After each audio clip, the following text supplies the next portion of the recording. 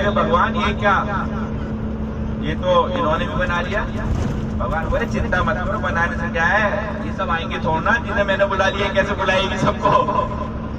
तो अब वो बोली राधा रानी ये तो बन गया है कुंड, तो अब इसे इसमें जल बुलाओ सबका। तो राधा रानी परेशान से होगी, बोली पानी भर लो, अब हमें थोड़ा पवित्र होना है, इसी तो पवित्र होना था उसमें पानी। बोले नहीं राधा रानी, ये तो हमें रोज चिढ़ाएंगे कि ये तो हमारा कुंड तो पवित्र कुंड है और तुम्हारा कुंड जो है वो पवित्र नहीं है, क्योंकि ना इसमें नदियां हैं, ना इसमें सरोवर है, ना कुछ है। तो राधा रानी सोच ही रही थी, मगर इमीडिएटली कृष्णा को राधा रानी पे प्रेम आ गया। बोले अरे राधा रानी परेशान हो रही है। तो भगवान ने कहा राधा रानी परेशान मत हो, और भगवान ने अपने बांसुरी से एक बार और करा और राधा कुंड श्याम कुंड के बीच में जगह मिल गई और दोनों मिल गए आपस में नीचे से। और जैसे मिले तो श्याम कुंड का सारा पानी राधा कुंड में भी चला गया।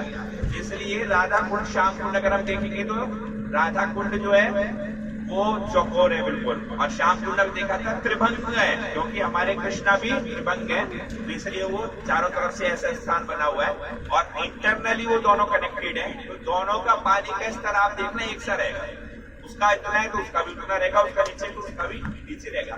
तो राधा कुंड में और श्याम कुंड में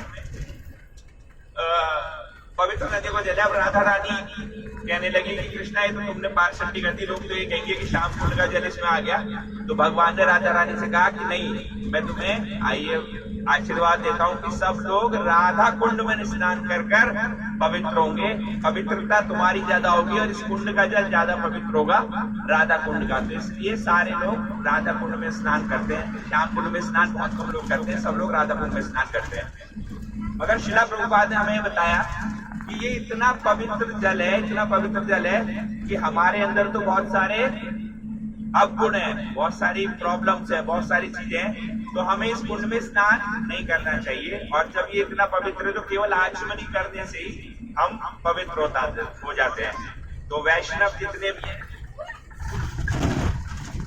वो राधा कुंड में स्नान नहीं करते हैं, हम सिर्फ आचमनी करते हैं और पूजा करते हैं और आशीर्वाद मांगते हैं कि हम आचमनी करके ही पवित्र हो जाएं, जिस प्रकार कृष्णा शुद्ध हो गए थे। मगर जितने वहां के स्थानीय लोग हैं जो वृंदावन में ही रहते हैं, राधा कुंड में रहते हैं, श्याम कुंड में रहते हैं, वो लोग अलाउड है और वो वहां पर स्नान करते हैं डेली और स्नान करके अपने घर जाते हैं। तो जितने लोग वहां स्नान करते हुए देखते हैं मुस्लिम लोग, वो सब लोकल लोग हैं जो वहां पर स्नान करते हैं।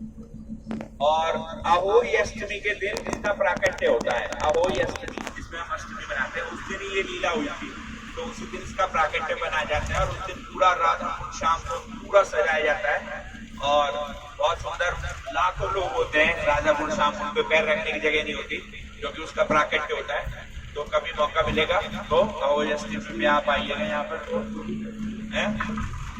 बहुत सारी चीजें हो, तो उस दिन इसका प्राकट्य होता है। तो इसलिए राधा कुंड श्याम कुंड भगवान क्योंकि इसमें वास करते हैं और सारी नदियां इसमें वास करती हैं, राधा रानी इसमें वास करती है, इसलिए ये सबसे इम्पोर्टेंट था। जब राधा कुंड श्याम कुंड बन गया तो जितनी भी भगवान की लीलाएं होती थी राधा कृष्ण श्याम को यही मिलते थे और यही अपनी लीलाएं करते थे। तो इसलिए बहुत ज्यादा पूरे संसार का पवित्र स्थान माना जाता है और ऐसा कहा जाता है कि जिसको अच्छे से भक्ति करनी है तो उसे राधा कृष्ण का आशीर्वाद यहाँ पर मिलता है। तो इसलिए जब भी हम राधा कुंड श्याम कुंड जाएंगे तो अच्छे से हमें प्रार्थना करनी चाहिए, चैंटिंग करनी चाहिए। और जितने भी हमारे गोस्वामी थे, रघुनाथ गोस्वामी जैसे वो बता रहे थे, मोहन पंडा जी, सब लोगों ने आके वही राधा कुंड श्याम कुंड पे तपस्या करी, भक्ति करी और भगवान के धाम चले गए। तो इसलिए हम प्रयास करते हैं कि जब भी वृंदावन आए तो राधा कुंड श्याम कुंड जरूर हो गया। ठीक है, राधा कुंड श्याम कुंड की जय।